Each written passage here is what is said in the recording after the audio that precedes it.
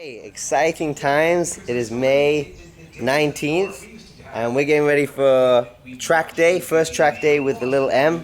So just putting out a lot of the stuff that I'm going to be bringing. I've been doing track days since 2009, but I haven't done any in a couple of years. Well, I took the 911 out last year, but not much in between. So just want to go over all the stuff that I'm bringing. We're going to be bring in a bunch of stuff just to make sure that, hey, if anything goes wrong, you can always kind of mend things on the fly. Also, there's stuff that you need, like tape for numbers, that we're definitely going to be bringing. So here's what I'm bringing. It's all laid out here.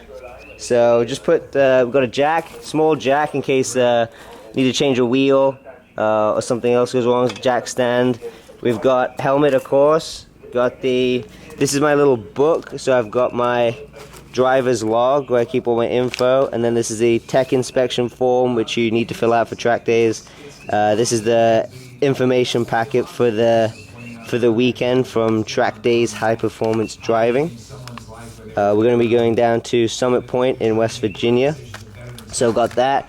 I've got a microfiber cloth to clean the windows with the Windex. Got a towel. It's always good to have a towel around to wipe stuff up. Got some water. It's going to be really hot down in West Virginia, so always want to stay hydrated. I got the just towels, spare towels. It's good to have them in case I need to fill up any fluids. We've got these things. Forget what they're called.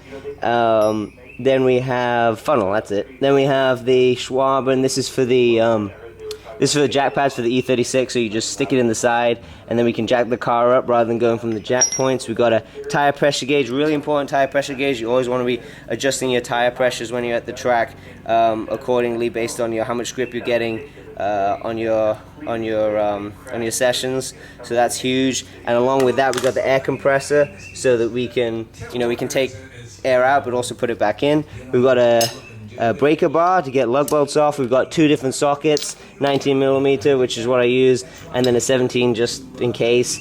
I've got a little tool here that has like a bunch of different stuff on it, so in case I need that. We've got a torque wrench, of course, to make sure that the nuts are all on, torque to spec. We've also got tape, so tape is really important. We've got Gorilla Tape in case we need to fix something that might be flying off. And then we have the blue tape here. Blue tape is really important for, you can use it to put on your lights to stop from stones and stuff getting on there. But this tape we use for the numbers. So you're given a number on the track day, and then you want to put it on there so that event organizers can see who you are if you go off or something. So you're going to make the numbers out of the blue paint. We'll probably see that later in the video. Oil. I've got the Twin Power Oil 5W30. Have another one, the Mobil one. I'm just bringing extra oil. Distilled water, so this is for like if you have a coolant issue, you can always just fill up with distilled water. I'm probably going to pick some more up, but that's just an emergency. And then another little mini tool kit here, which has a lot of different kind of tools on it. We got a sunshade. This is from the Volkswagen, but I don't have the BMW one yet, but I'm just going to use that. It's going to be really hot. I want to keep the interior temperatures of the car down. Got some couple latex gloves in case I actually have to do any work out there. We've got one spare wheel here. This is the Cosi. It's got a pretty well used track tire on it, but it's good enough. It'll get me back home if I need to change a wheel. So we've got one of those, and then I put another one here in the back as well. So we've got a couple of wheels. Hopefully don't have to use them, but just in case we go through a couple of wheels, we're good to go. So that's pretty much it as far as what I'm carrying in. Obviously, inside, you've got sunglasses and water, more water. I'm probably going to pick up some snacks for the journey, but that's pretty much all I'm going to be needing, or hopefully, that's all we're going to be bringing for the track day itself. So hopefully we'll be good. We'll be on the road soon. Well, we're on the road, and as you can see,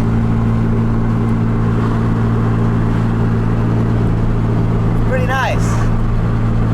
Went on the highway for a little bit, and it was just so loud, and it's really tough to do high speeds for a long time in this because the rents are just so high. So I figured I would take some country roads until I have to hit the highway. So taking 322 here through the countryside, and then gonna hop onto 76 in a bit, and then once I hit the highway, I'm gonna be straight highway. So I'll probably zone out, try and listen to some music. As you can see, I got no music in here, so just sort of chilling out, enjoying the view. Pretty uneventful so far. Everything's pretty good. So keep on trucking. So we are through Hershey. We're still in PA, which is amazing. We've been driving about an hour and a half. Oil temps, cool temps, good. And yeah, we're just trucking along. My gamble to take the non-highway roads hasn't really paid off. Got stuck behind quite a lot of farm traffic. I went through a lot of little towns. That kind of slowed me down a little bit. But for the brief moments where I had this car on an open road, you know, in the trees, with no farm equipment in front of me, it was just amazing. I mean, like this is a beautiful road, and it's so beautiful, so much fun. But next part of the journey, we're going to hit the highway in about 4 miles. It's going to take us all the way to West Virginia, and the brief bits of highway I've done already, you've got to be a little bit crazy to drive this car along any kind of significant distance on the highway. So that's up next. My phone is overheating a bit, so the entertainment is on a bit of a pause. But most of the journey, we've been listening to deadmau5 Residency, which has been phenomenal. That was fun. So hopefully, got the little battery pack here. So hopefully, we get some more power, and hopefully, the little phone will decide to want to play some more music. We're on the highway, 96 miles to go, and this is what it's like. A lot of trucks, loud noises, and not to mention the fact that, as you can see, doing 3,000 RPM, I'm not even doing 60 yet. So it gets pretty loud in here, but it's all part of the fun. See you in 96 miles.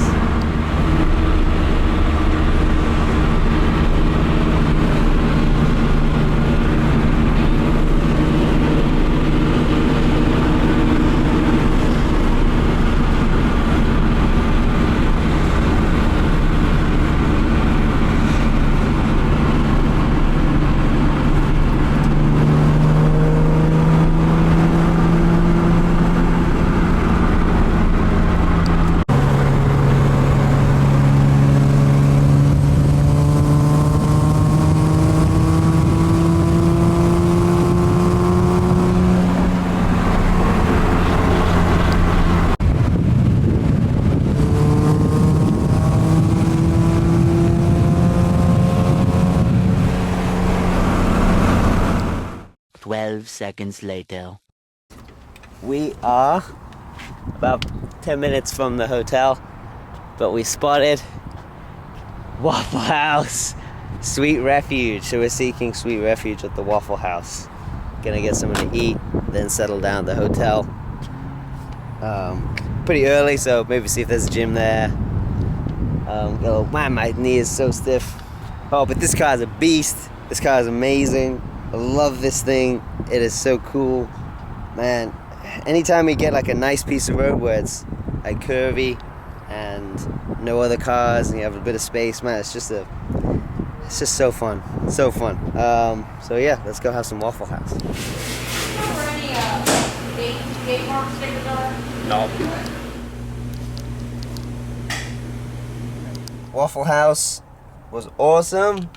We're back in the M. The dream continues. The dream that began 6 months ago to have a track dedicated car that we could drive to the track, hoon on the track, and then be able to drive back the dream is real. The dream is here. Feeling very lucky. Feeling very very privileged. This is awesome. This is so much fun. Quentin Grossaler helped me out with the car a lot. Thank you, Quentin. The car's looking awesome. The floor pan here is like completely solid. A lot of the wiring looks a lot better. Like it's all spooled up back there, so it's out of the way. All these wires are much cleaner. This door panel's in. The car feels great. Brakes feel really good. So yeah, we're in good shape here. Car's been an absolute beast all day. Excited to sort of get it back to the hotel and just let it sit where it doesn't have to do any more work today, and then go to the hotel room and watch some videos about the track and try and learn the track next few hours and be ready for the morning. But yeah, let's head to the hotel. Arrived at the Majestic Sleep Inn and Suites. Got a nice spot under the tree, under the shade. Just grabbed the stuff. Let's go check into the room. Man, this is the pool. Pretty fancy. Here we are. This is the room. The Sleep Inn. Bathroom. There it is. Bathroom. Coffee machine. TV. Couple beds. Closet. And best of all, you can see the M. Oh, I used to be able to see the M until that truck parked there. Alright, so here we are. A few moments later.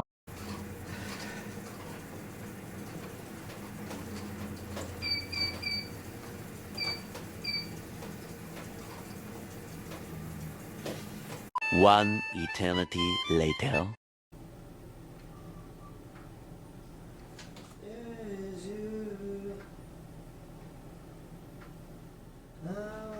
Wish for snow in a haze was make me feel big.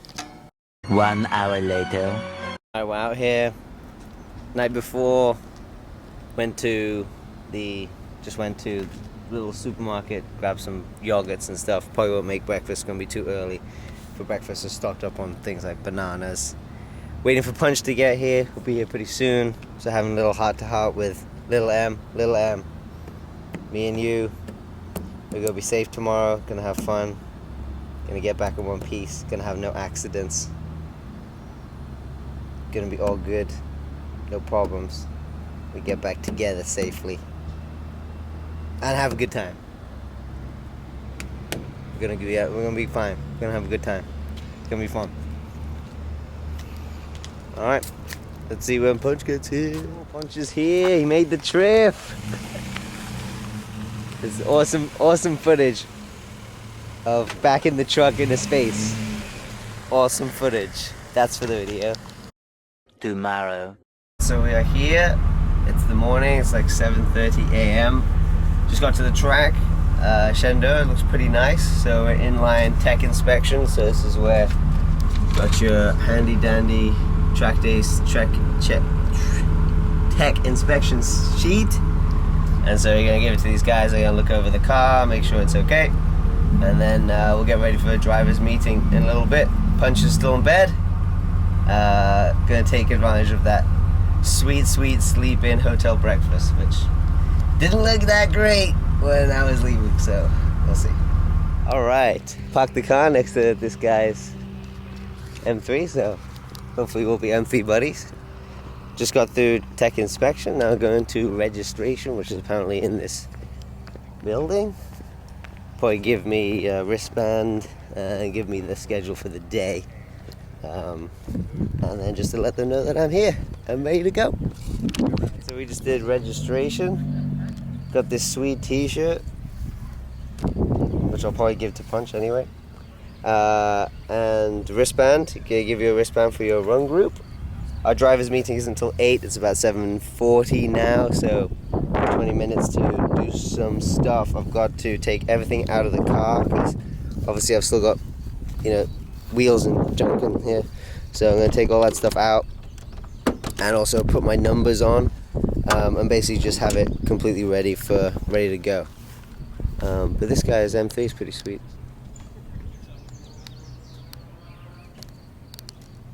My M3 buddy who's not here. Alright, we're here at the track. Just had a driver's meeting. Very excited. Very excited to get out there. Met my instructor. Actually was able to get out on the track already with him. So that was really awesome. He's a super guy, Tony.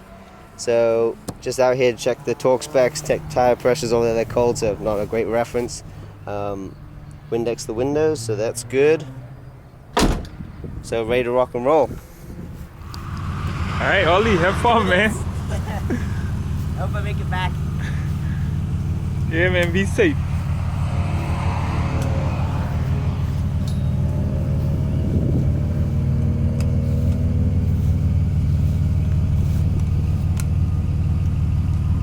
You locked and loaded.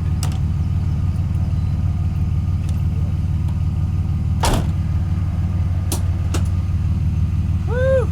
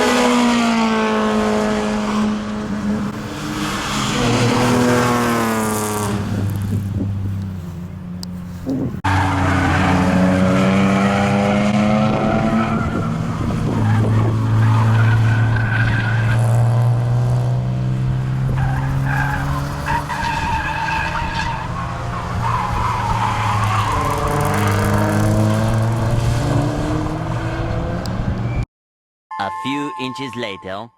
Okay, well, as you can see from the footage so far in the video, I think you can see that everything's going really, really well. I don't have any in-car footage of the first session, but I can describe, how it was. The car was fantastic. Brakes felt really good. Car was super responsive. Started off the first few laps really easy, just sort of getting to know the car a little bit. Learning the course is the first time I've done the Shenandoah circuit.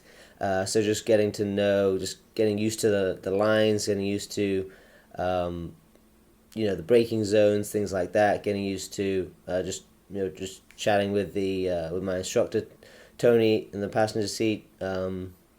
And yeah, just sort of easing the car in, warming up the temps, all that good stuff. First 3 laps, very smooth. Run group was, I guess, pretty decent. I had faced some traffic at the beginning that I had to get past. So talking lap 4, 5, 6, started passing a few people, and then sort of as we get into it, sort of 15, 20 minutes, started finding like a really nice groove, just feeling the car, the just wonderful dynamics, like just enjoying every moment really. You know, it was a dream come true. You know, to have that car on a track and just enjoying it, just having fun. Honestly, not feeling as if I was, you know, out of my comfort zone whatsoever. Felt very calm, felt very good. My instructor was very happy with how things were going. A lot of thumbs up. Not much talking, to be honest. Even at one stage, he said over the microphone, "You don't need me," which was obviously very nice. A very nice compliment, especially given that I hadn't done a track day since last year, and then before that, not for a couple of years. And this was the first time on that track. So while I'd done other events and stuff in between, hadn't had a significant amount. So it was nice to know that, to feel myself that I was in good control of the car, and you know, trying to be smooth, and to have you know, my instructor be confident in my ability as well. So that was great. I was feeling good. He was feeling good. As we get towards the end of the session, I was starting to realize, okay, I'm getting towards the end of the session. I don't want to do anything too crazy.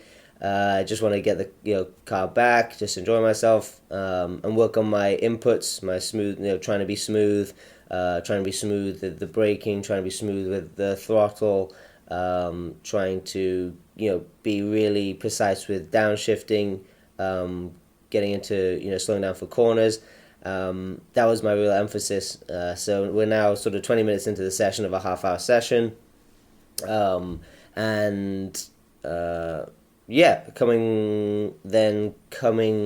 finished a lap, and then we're coming around corner one, which is like a tight right. It goes into the next turn, which is a sort of a sweeping left hand.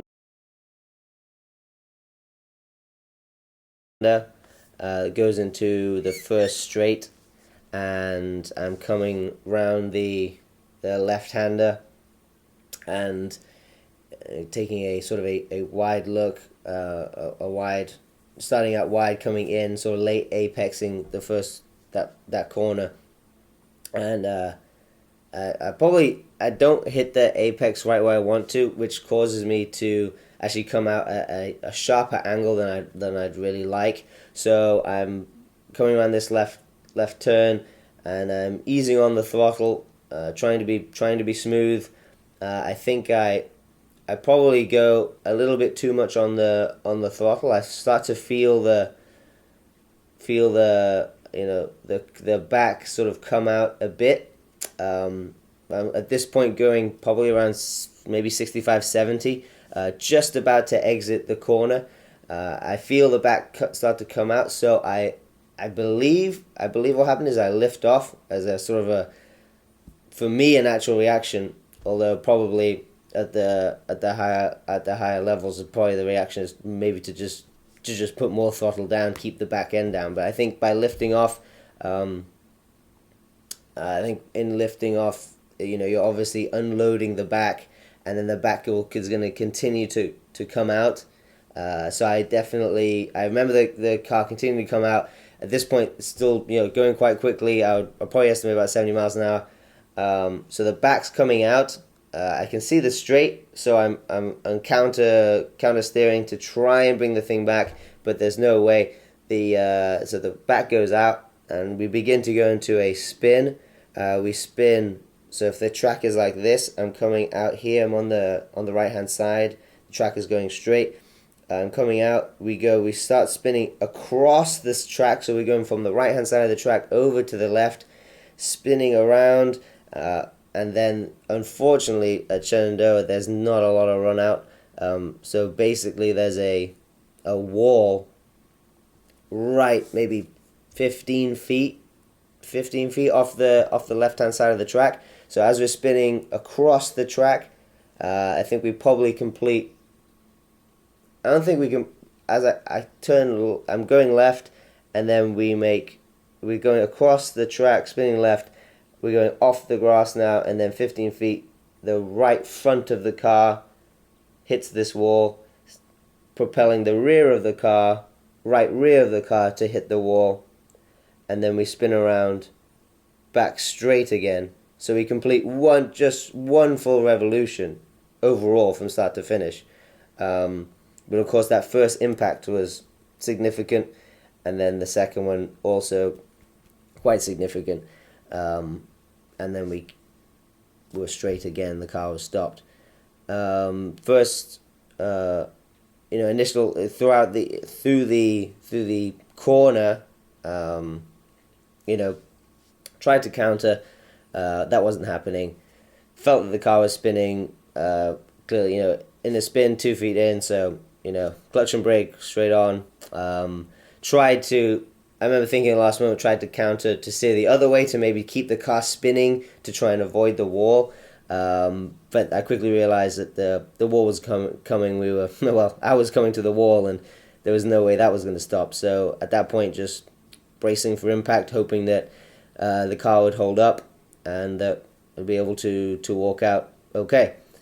So making impact and turn around, and then I remember stopping. I think strangely my helmet came off. I don't remember taking my helmet off, but I do remember being stopped, opening my eyes, and I didn't have a helmet on, so I can't exactly explain that. But my first thing was to look over at Tony, my instructor, and make sure he was okay. He was a little shaken up. I think he was surprised, as surprised as I was that that had happened. I was certainly very surprised that the car went out, that I'd lost the grip there. Of course, it's 100% my fault. The car was great, and the car wasn't trying to kill me or anything. I just made a mistake, and unfortunately, there was no run out to speak of to save me that time. Clearly, spinning off the track is a part of HPDE. It's a part of that sport, and it's gonna happen. I just didn't have a lot of wiggle room off the circuit if I was gonna do that. So yeah, went off, checked Tony. Tony was okay. As I said, a little shaken up, but he was making jokes as soon as we got out. Paramedics arrived on the scene. They stopped. Clearly the organizers stopped brought out the black flag and stopped everyone on the track for a little while. Paramedics came. We got out of the car. I think my pinky finger had a scratch on it. That was really the only thing, that was my injury, so to speak. That was the only thing. I think Tony had he'd maybe taken a little bump in the ribs, so maybe a bit of bruising there. But he seemed okay, and when we got back, he got straight into his car and was in the red instructor run group, blasting it around. So once he got back in the car, I felt confident that he was okay. But clearly that was of course my first concern. But he was okay. I was okay, barring the pinky finger scratch. So really, first impressions after the event was after the crash was, okay, am I okay? Is Tony okay? Great. I remember a great sense of relief, and really just in the moment, just being quite realistic as to, okay, crashed, happens. I'm okay. Tony's okay. We're good. We walked out fine. Then I think a paramedic spoke to me, made sure I was okay, asked me the day of the week, whatever. And one thing I do remember, she said, "Oh, you must be feeling a lot of adrenaline," which I wasn't whatsoever. I don't know why, but I was as calm as I am right now. Was how I felt during the incident and immediately afterwards. So it was strange in how calm I was through the whole thing. It just didn't really. What bothers me, the only thing that really bothered me was was like an hour later when I started to think about how sad I was about the car being gone. But during the incident, I was really quite calm, and throughout the session, just very calm. So yeah, I get out the car. Paramedics are there. The guys come to tow the car, so they kind of winch it up. There are a few parts of the car that kind of around on the grass, so they put them in the car, then put it on a bay, on a truck, and then wheeled it out. I then subsequently went to, got in a truck, one of the safety vehicle trucks, and they brought me back to the pit lane. I saw Punch, and Punch gave me a big hug, which was definitely needed. I don't know if I've ever needed a hug more than at that moment. So very happy that he was there. And then just wanted to sort of thank all the medical staff and all the organizers for being quick to respond and being on hand and being super helpful. I took some ibuprofen because one of the paramedics said my neck would be pretty stiff the day after. This is 2 days after now, and my neck's kind of stiff, but I definitely don't feel like I smashed an M3 into a cement wall going about 70. If you'd ask me, hey, how would you feel after that? I think I'd probably feel way worse than I do. So, really the thing about it is, these things, you do this at any serious level, mistakes are going to happen. It's the nature of the thing. If it does, you hope that you don't hit anything. You just go into like a nice grassy or gravel place, a little runoff place, like I've done many times before in my old M3. I took that off the track several times and was fortunate enough just to be in a gravel pit, and then back on the circuit again. You pit in and say, hey, yeah, made a mistake, I'm good though, and you get back on it. Unfortunately, that's not something was able to happen this time. Would I have changed things? Would I have been a little more careful? Thinking about that, maybe. But at the time, I really felt like I was very much within my comfort zone. I think my instructor felt the same way. So don't know if I could. I'm obviously very sad about what happened, and I feel quite ashamed of it. But just due to the stake, now the car's gone. So yeah, it's a brutal way to finish. That track session, but I don't know if I would have driven the car any differently. In that I felt like I was at a good threshold of comfortableness for myself and feeling good with the car. Just made a mistake on that turn, and mistakes can happen. So yeah, go back to the pit lane. Just said thanks to all the organizers. Saw Punch, and then it was back in the just hanging out and trying to make sense of it all. So that's what happened in the next. That was the next part of the video that you can't see. Coming up next will be pictures of the vehicle and a little video I made at where they dropped it off in a part of the yard at the circuit. So you'll be able to see some of the damage.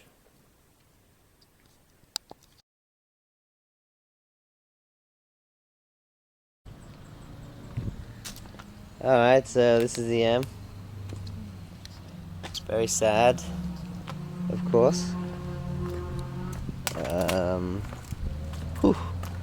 That's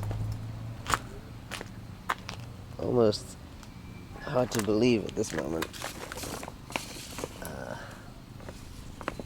So you can see the impact was boom, straight in the front, and then it kicked back pretty viciously back into the rear here, where it had another secondary impact with the cement wall, and then kind of spun around for a bit. I think there was just one full spin.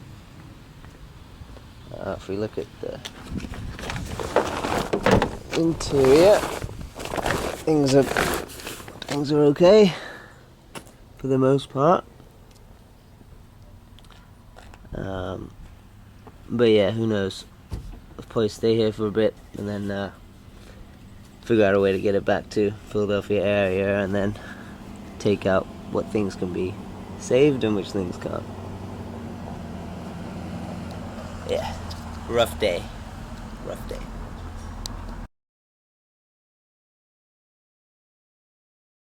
Punch is fortunate enough to get a ride in this beautiful machine, E46 M3. How dreams are made right here. Yes. It's gonna either make me broke, excited. Very cool. It's gonna be a good time.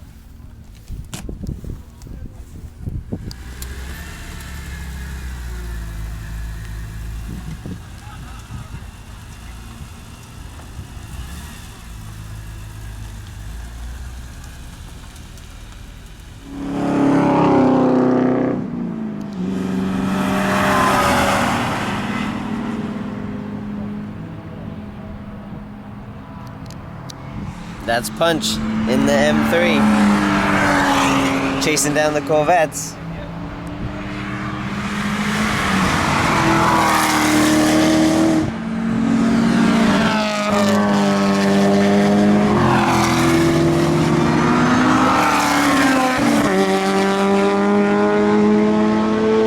Maybe the Corvettes are chasing him down.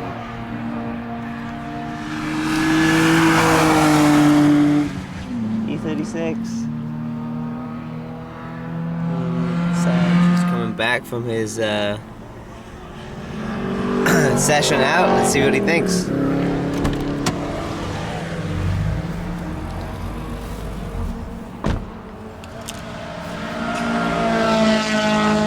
Good fun, eh?